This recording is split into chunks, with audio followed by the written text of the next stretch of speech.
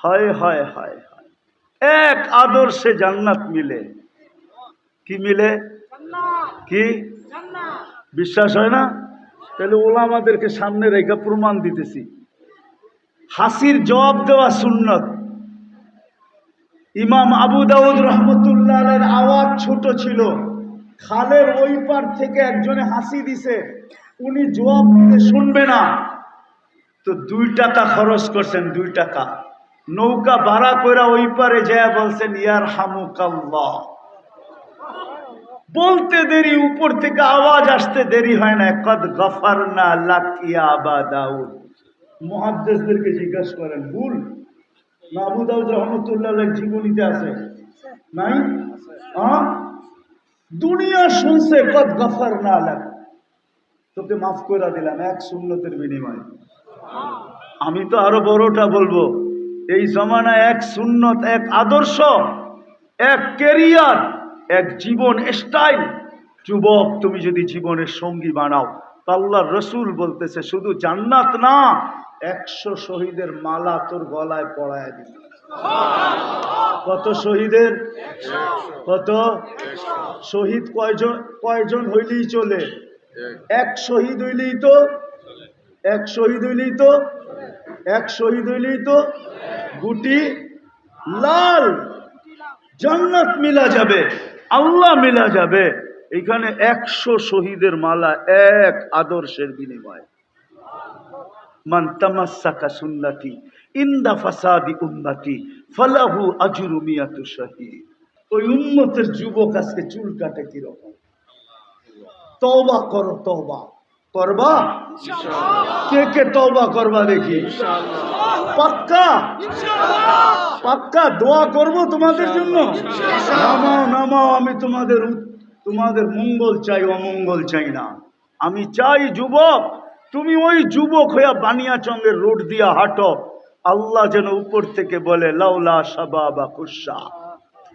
বানিয়াচঙ্গের এই যুবকরা যদি না থাকতো, লাজালতুস সামা হাদিদা, আমি আকাশকে লোহার বানায়া দিতাম, ওয়াল আরদা সাফসাফা, জমিনকে তামার বানায়া দিতাম, ওমা আনজালতু মিনাস সামাই কাতরা, আকাশ থেকে বৃষ্টির একটা ফোঁটা না, ওমা আমবাততু মিনাল আরদি হাব্বা, জমিন থেকে একটা শস্যের দানা না, বাল আনজালতু আলাইহিমুল আযাবা সাব্বা, একের পর এক আযাব দিয়ে আমি দুনিয়াকে ধ্বংস করে দিতাম।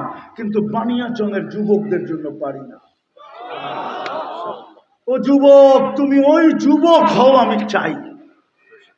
তুমি বানিয়াচঙ্গের গলি দিয়ে হাঁটো, রাস্তা দিয়ে হাঁটো, আর আল্লাহ তোমাকে নিয়ে গৌরব করে। ইন্নাল্লাহা ইউবাহিল মালাইকা বিশাব্বি সালেহ, নেক যুবককে নিয়ে আল্লাহ ফেরেশতাদের উপরে গৌরব করে। মা বোনরা বানিয়াচঙ্গে চলবে আর আল্লাহ গৌরব করবে ফেরেশতাদেরকে দেখায় দেখায়, দেখ গরম যতই হোক না কেন, হাত দেখা যায় না, পাও দেখা যায় না, চেহারা তো দূরের কথা, হাতে মোজা, পায়ে মোজা, শরীয়ত মতে পর্দা করে হাঁটতেছে। ও ফেরেশতারা বল আমি একে কি দিব? ওই হাদিস বয়ান করার সময় আমার কাছে নাই।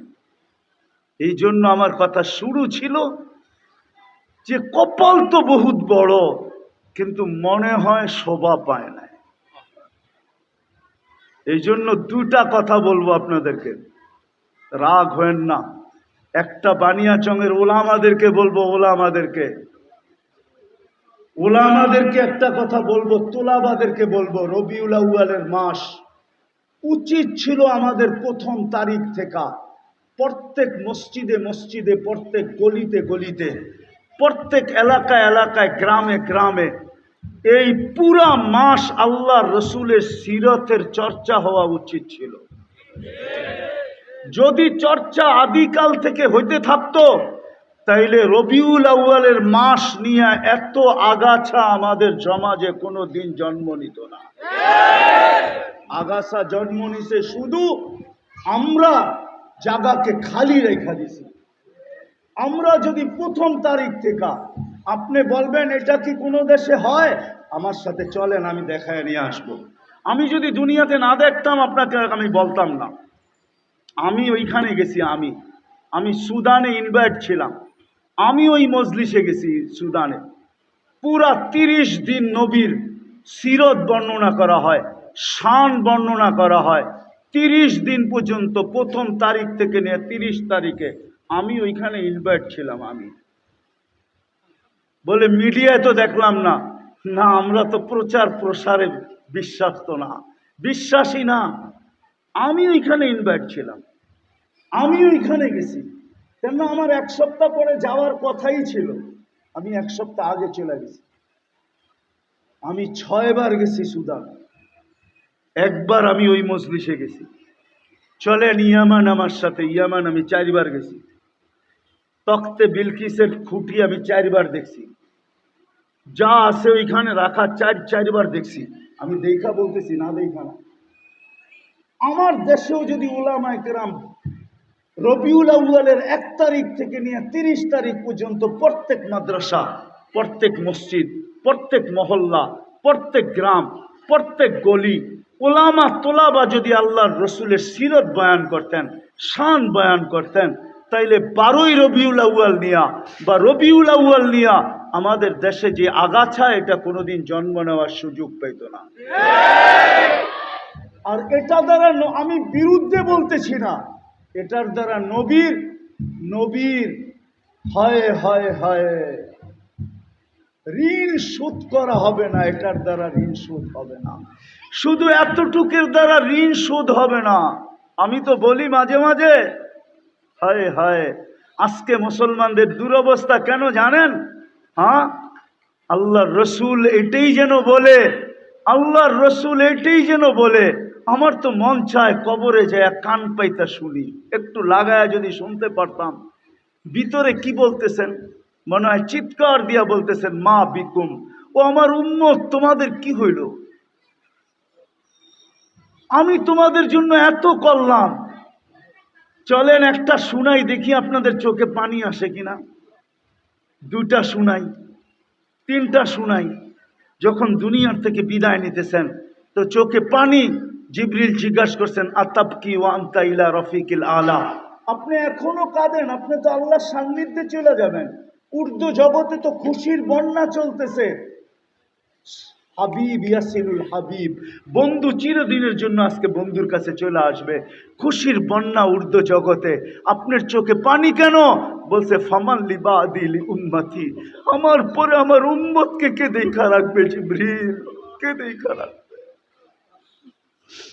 যে কবরে এখনো উম্মতের জন্য কাঁদেন, ওলামা কি দেখে না স্বপ্নে? না, আজ পর্যন্ত কেউ দেখে নাই যে রসুল উম্মতের জন্য কবরে কাঁদতেছেন। যারা আবুল সমরকান্দি তো লেখছে, দেখি এটা আপনাদের দিলে লাগে কিনা। 3য়টা আবুল সমরকান্দি রহমতুল্লাহ কিতাব পড়া দেখেন। আমার উপরে আঙ্গুল উঠায় লাভ নাই, আমার বিরুদ্ধে লেখেও লাভ নাই। লেখেন তো আবুল সমরকান্দির বিরুদ্ধে লেখেন। উনি কিতাবে লেখছেন, আল্লাহ রসুল যখন কবর থেকে উঠবে, ওহুয়া ইয়াবকি ওয়া ইয়াকুল, চোখে পানি নিয়ে কাঁদতে কাঁদতে উঠবেন আর বলবেন, জিবরিল আইনা উম্মতি, ময়দান তো খালি, আমার উম্মত কই? ডাইনে তো খালি দেখি, বামে তো খালি, সামনে তো খালি, পিছে তো খালি, উম্মত কই? তো জিবরিল সান্ত্বনা দিবে, মা সাক্কাল আরদা আহাদুন ইল্লা আনতা, আপনি ব্যতীত জমিনের পিঠে কেউ ওঠে নাই, উম্মত এখনো ওঠে নাই, চিন্তিত হয়েন না, চলেন মাকামে মাহমুদে। কিন্তু যাবেন তো বটে, কিন্তু বসবেন তো না। দুনিয়ার একটা চেয়ারের জন্য মানুষ সবকিছু সহ্য করতে রাজি, জান নিতেও রাজি, দিতেও রাজি, ঠিক না? আর কত প্রমাণ দিবে দুনিয়া, আর কত প্রমাণ দিবে আল্লাহ। কিন্তু মাকামে মাহমুদ পাবেন, বসবেন না। আল্লাহ বলবে, বসেন বন্ধু, 2টাই তো চেয়ার বানাইলাম শখ কইরা, একটা নিজের জন্য, একটা আপনার জন্য। আমারটার নাম রাখলাম কুরসি, আপনারটার নাম রাখলাম মাকামে মাহমুদ। একটু বৈশা দেখেন না। তো বলে, বসলে উম্মত, আমি যদি বসা যাই, 2 রেওয়ায়াত আছে, আমি যদি বসা যাই, চেয়ার যদি আমাকে উড়ায়া জান্নাতে নিয়ে যায়, তাহলে উম্মতের কি হবে? দ্বিতীয় যে 3 জায়গায় ছুটবে ও বসে কি করা। আমি তো উম্মতকে অঙ্গীকার দিয়ে আসছি হাউজে কাউসারে সাক্ষাৎ করব। আমি অপেক্ষা করব, উম্মত যেন অপেক্ষা না করতে হয়। আমি হাউজে কাউসারে ছুটব, ওইখান থেকে মিজানে ছুটব, ওইখান থেকে পুলসেরাতে ছুটব। আমি 3 জায়গায় দৌড়াইতে থাকব। আমি বসবো তো বসবো কখন, আর চিৎকার দিতে থাকবো উম্মতি উম্মতি উম্মতি উম্মতি উম্মতি। যে কিয়ামতের মাঠে চিৎকার দিবে।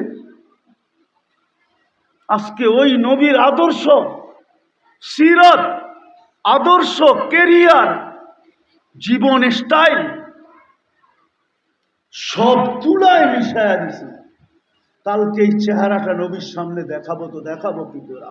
ও বানিয়াচংয়ের মানুষ, এই জন্য 2টা কথা বলবো, ওলা আমাদের পায়ে হাত দিয়া বলবো, যেই কয়দিন চলে গেছে, চলেন আজকের থেকে অঙ্গীকার করি বানিয়াচংয়ের প্রত্যেক মসজিদের ভিতরে, প্রত্যেক মহল্লার ভিতরে ডেলি মজলিস করেন, সিরতের মজলিস। মানুষকে সিরত শিখান, আল্লাহ রসুলের আদর্শ শিখান, কেরিয়ার শিখান, বয়ান করো। যুবক তোমরা, তোলাবাদেরকে বলতেছি, ওলামাদেরকে বলতেছি, আর আম সাধারণ মানুষকে বলতেছি, এই মাসে কমসে কম নবীর একটা সিরতের কিতাব পড়েন। সবচেয়ে ছোট কিতাব পাওয়া যায় সিরাতে খাতেমুল আম্বিয়া, বাংলায় পাওয়া যায় ছোট। একটা সিরতের কিতাব পড়েন কমসে কম। পারবেন? হ্যাঁ, সিরাতে খাতেমুল আম্বিয়া এই মাদ্রাসায় বাংলায় আছে। আপনারা বললে এরা সংগ্রহ করে দিবে। লাইব্রেরিতে পাবেন বাংলায়। মোটাটা বলতেছি না, ছোটটা পড়েন। নবীর সিরত পড়েন, নবীর আদর্শ পড়েন। হায় হায় হায় হায়, এক আদর্শে জান্নাত মিলে। কি মিলে? কি বিশ্বাস হয় না? তাহলে ওলামাদেরকে সামনে রেখে প্রমাণ দিতেছি। হাসির জবাব দেওয়া সুন্নত। ইমাম আবু দাউদ রহমতুল্লাহ আলাইহির আওয়াজ ছোট ছিল, খালের ওই পার থেকে একজনে হাসি দিছে, উনি জবাব দিতে শুনবে না, তো 2 টাকা খরচ করছেন। 2 টাকা নৌকা ভাড়া করে ওই পারে যায় বলছেন ইয়ারহামুকাল্লাহ। বলতে দেরি, উপর থেকে আওয়াজ আসতে দেরি হয় না। কদ গফারনা লাক ইয়া আবা দাউদ। মুহাদ্দিসদেরকে জিজ্ঞাসা করেন, ভুল না আবু দাউদ রহমতুল্লাহ আলাইহির জীবনীতে আছে? নাই? হ্যাঁ, দুনিয়া শুনছে কদ গফারনা লাক, তোকে মাফ করে দিলাম এক সুন্নতের বিনিময়ে। আমি তো আরো বড়টা বলবো, এই জমানায় এক সুন্নত, এক আদর্শ, এক কেরিয়ার, এক জীবন স্টাইল। যুবক, তুমি যদি জীবনের সঙ্গী বানাও, আল্লাহর রসুল বলতেছে শুধু জান্নাত না, 100 শহীদের মালা তোর গলায় পড়ায় দিবে। কত শহীদের? কত শহীদ? কয়জন হইলেই চলে? 1 শহীদ হইলেই তো, 1 শহীদ হইলেই তো, 1 শহীদ হইলেই তো গুটি লাল। জান্নাত মিলা যাবে, আল্লাহ মিলা যাবে। এখানে 100 শহীদের মালা এক আদর্শের বিনিময়ে। মান তামাসসাকা সুন্নতি ইনদা ফাসাদি উম্মতি ফালাহু আজরু মিয়াতু শহীদ। এই জন্য আপনাদেরকে প্রথম বলবো, একটা সিরতের কিতাব মোতালা করবেন। করবেন? হ্যাঁ, ইনশাল্লাহ করবেন। আপনারা করবেন? হ্যাঁ, আপনারা করবেন না ইনশাল্লাহ করবে? হ্যাঁ, কে কে করবেন দেখি? আল্লাহ কবুল করুক। নামান নামান নামান নামান। আজকে বড় চোখের পানি ঝরতেছে মুহাম্মদুর রাসূলুল্লাহ। উম্মতের দুর্দশা দেখা, উম্মতের অবস্থা দেখা আমিও তো মাঝে মাঝে আল্লাহকে অভিযোগ করি, আল্লাহ এটা করলেন তো করলেন কি করে? আপনি না এরকম বন্ধুর সাথে অঙ্গীকার করলেন, আর আজকে আমরা দোয়ার পর দোয়া করতেছি। আমার জীবনে আমি দেখি নাই গত রমজানের মতো হেরেম শরীফের ভিতরে দোয়ায় কুনুতে নাজেলার ভিতরে এরকম কান্না আমি আমার জীবনে দেখি নাই। আমি তো বহুতবার রমজানে গেছি, কিন্তু এরকম কান্না কখনো দেখি না। কেননা এই রমজানে ফিলিস্তিনের যুদ্ধ চলতেছিল, কয়েকদিন আগেই যুদ্ধ শুরু হয়েছে। মানুষ ডেলি মরতেছিল, হেরেমের ভিতরে কাঁদতেছিল, বেতেরের ভিতরে যে কান্না, এরকম কান্না দেখি নাই। আমি ভাবছিলাম যে এই ঈদ মনে হয় ফিলিস্তিনের আজাদির খুশি নিয়ে ঈদের দিন ঈদ হবে, কিন্তু পার হইতে হইতে 300 দিন পার হয়ে গেল, এখনো কোনো খুশি, এখনো কোনো স্বাধীনতার চিহ্ন দেখতেছি না। ডেলি 6 ওয়াক্ত নামাজ ফিলিস্তিনিরা পড়ে, 5 ওয়াক্ত তো পড়ে, আর ডেলি জানাজার নামাজও 1 ওয়াক্ত পড়ে, 6 ওয়াক্ত নামাজ ডেলি পড়ে। ফিলিস্তিন আপনারা চিনেন না, আপনারা মিডিয়ায় দেখছেন, কিতাবে দেখছেন। আমি 14 বছর আগে 2 পাও দিয়া পাড়ায় আইছি, আমারে চিনাইতে হবে না ফিলিস্তিন। আমি 14 বছর আগে ফিলিস্তিন গেছি। আমি ওয়াদিয়ে খলিল চিনি, আপনারা চিনেন না, যেখানে ইব্রাহিম খলিল শুয়ে আছে। আমি ওয়াদিয়ে মুসা চিনি, আপনারা চিনেন না, যেখানে মুসা আলাইহিস সালাম ঘুমায় আছে। আল্লাহ রসুল বলছে এইখানে থাকলে আমি দেখায় দিতাম কবরটা কোন জায়গায়। ওয়াদিয়ে মুসা আপনারা চিনেন না, ওয়াদিয়ে খলিল আপনারা চিনেন না। 70 জন জলিলুল কাদর নবী ওইখানে ঘুমাইতেছে, আপনারা চিনেন না। যেখানে 1.25 লক্ষ নবীদের ইমামত করছেন আমাদের নবীজি, ওই ফিলিস্তিনের জমিন আপনারা দেখেন না, চিনেন না, আমি চিনি। এই জন্য আমার ভিতরে ব্যথা বেশি। যেই মাটির প্রত্যেকটা কণার ভিতরে বরকত মিলানো, বারাকনা হাওলা কোরআন বলে, ওই জমিন এখনো পর্যন্ত সূর্য উঠে নাই বিজয়ের। কেন? ওদের জন্য, আমাদের জন্য। আল্লাহ আমাকে জবাব দেয়, আমি তোদের দোয়া কবুল করি তো করুন কি কইরা। আমি ডেলি 5 বার ডাকি, মাসে 30 বার ডাকি, বৎসরে 1800 বার ডাকি। তোরা কয়জন আমার ডাকে সাড়া দেস? কয়জন মসজিদে ছুটে আসস? আমি তো আমারটা বাদই দিয়া দিছিলাম, আমারটা তো বাদই ছিল। আতিউল্লাহ বলছি বটে, কিন্তু যখন তোমরা প্রশ্ন উঠায় দিছ, লা তারাকাল উয়ুন ওয়ালা তুখালিতুকাদ দুনুন ওয়ালা ইয়াসিফুকাল আসিফুন, আপনাকে চোখে দেখা যায় না, ধ্যান ধারণায় আনা যায় না, বর্ণনা দিয়ে শেষ করা যায় না। তো আমি আমার দাবি বাদ দিয়া দিছি। আমি বলছি আতিউর রাসূল, আমার বন্ধুকে মাইনা দেখায় দে, আমার মানা হয়ে যাবে। আমার বন্ধুকে মাইনা দেখায় দে। বিদায়। আসেন বন্ধুর সিরত আমরা এবার পড়ব, পড়বেন? শেষ। আজকের থেকে 5 ওয়াক্ত নামাজ কখনো ছাড়ব না, পাক্কা? হ্যাঁ হ্যাঁ। 2 পরিবেশের থেকে নিজেকে কখনো দূরে করব না। কয় পরিবেশ? কয়টা? একটা হলো মসজিদের পরিবেশ, আর একটা হলো মাদ্রাসার পরিবেশ। যদি আমি নিজেকে উম্মতে মুহাম্মদী মনে করি, 2 পরিবেশ থেকে নিজেকে কখনো দূরে সরাবো না। এক মসজিদের পরিবেশ, এক মাদ্রাসার পরিবেশ। এই জন্য মক্কায় মাদ্রাসা বানাইতে পারেন নাই, কিন্তু মসজিদে নববী মদিনায় মসজিদ বানাইতে দেরি, সুফা বানাইতে দেরি করেন নাই। আমরাও সবাই এই 2 পরিবেশের সাথে নিজেকে লাগায় রাখবো ইনশাআল্লাহ। আল্লাহ আমাদেরকে আমল করার তৌফিক দান করেন। ওমা আলাইনা ইল্লাল বালাগ।